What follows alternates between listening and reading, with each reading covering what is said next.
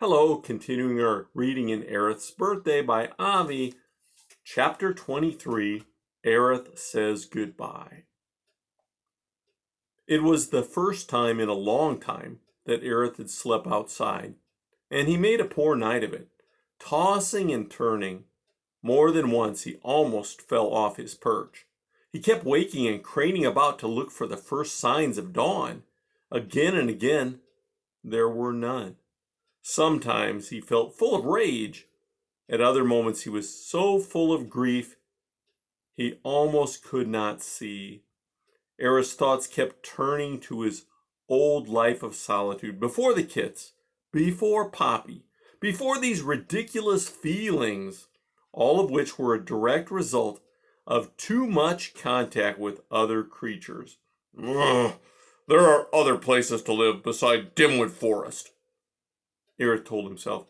I'll find one and make sure no one ever sees me again. And I'll never leave that home. Never, never, never. Dawn came at last. When it was little more than a pale pink glimmering along the eastern horizon, Ereth scrambled down from the tree. He went directly to the pile of rocks, trusting that one of the kits would show up sooner or later to get some food.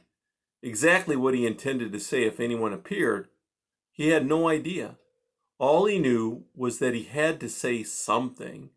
He did caution himself not to say anything bad about Bounder. It would get him nowhere. Worse, it would only, in all probability, anger the kits. Nothing would be gained. As time passed, Ereth tried to wait patiently, but found himself pacing. Around and around the pile he went, pausing now and again to check the progression of the sun in the sky. It was growing late. If he were at the den, those kits would have been up and about a long time ago. Then he asked himself what he would do if they did not come. No, they have to come, he kept telling himself. But what if they don't? He wondered. Should he stay the whole day and wait until the next? No. If they did not come soon, he would go do what he intended to do, which was to find a new home for himself. When the kits finally came, about an hour and a half later, Ereth was daydreaming about burrowing deep inside a dark, smelly log. Startled by a sound, he swung about. Nimble, Tumble, and Flip were right before him, sitting in a row. They were looking at him. Their tails were wagging, their mouths slightly open, their large ears pricked forward. Ereth, Flip said, we didn't expect to see you here. Where did you think I'd be, Merkmind? Well, Dad said you wanted to get home right away, Nimble explained, and that's why we didn't say goodbye. Is that what he said? Yeah, Tumble said. Ereth took a deep breath. There was a great deal he felt like saying. All he said, however, was, that isn't true. He told me to go. How come you're all here? He asked. Tumble said, Dad said we should have a huge breakfast together. Told us to come up and grab as much as we wanted. A feast. As much as we could carry. That's why. Ereth said nothing. Ereth, Flip asked cautiously, are you going home? Eventually, Ereth returned. But I needed to hang around. Why? Nimble asked. I wanted to say goodbye. Oh, Flip said. Did you think I'd go without that? Ereth demanded angrily. The foxes exchanged looks but said nothing. They had ceased wagging their tails. As Ereth considered them, he thought they seemed a little sad. Or were they only confused? Or did he only want them to have those feelings? Maybe they were just embarrassed. Maybe they were wishing he had not been there.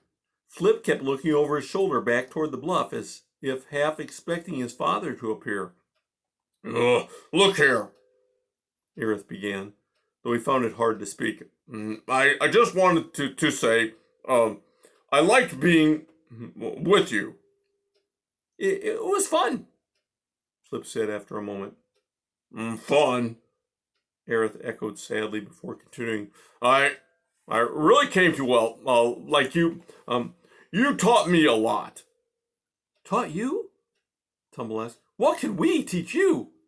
Oh, forget it, Ereth mumbled helplessly. I only wanted to say, Ereth repeated, that I'm glad I stayed. You're very nice. I'm glad you think so, Nimble said, giving a slight wag of her tail. And Ereth struggled. If you ever will need me for anything, you can come get me. You never told us where you lived, Flip said. Cross the field, through the forest, till you get to the log cabin at Long Lake. Follow the trail south until you reach a gray snag. It's full of mice. I live right next to it in a log. Oh, great, Nimble said. Maybe we'll visit you. Yeah, right, Ereth returned, not sounding very encouraging or hopeful. Then he remembered that he was going to find a new home where he could live alone, so no one would find him. He didn't let them know about that. No one spoke. The foxes gazed at Ereth, then away, then down at their paws. Ereth, not trusting himself to look at them, stared at his paws too. I have to go, he suddenly announced. Be careful until you find that last trap. And don't worry, Tumble said. We will. Ereth still hesitated. Hope things go well. We'll be okay, Nimble said.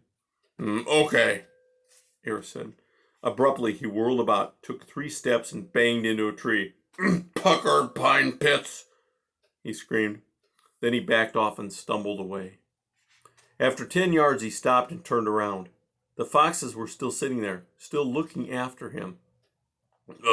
One more thing, the porcupine croaked. If I were here of any of you gangling idiots eating a mouse, I'm coming back. And if I do, I'll make your nose look like a cactus in need of a haircut. Remember that. And with that, Ereth, not daring to look back, ran away as fast as he could. And that's the end of chapter 23.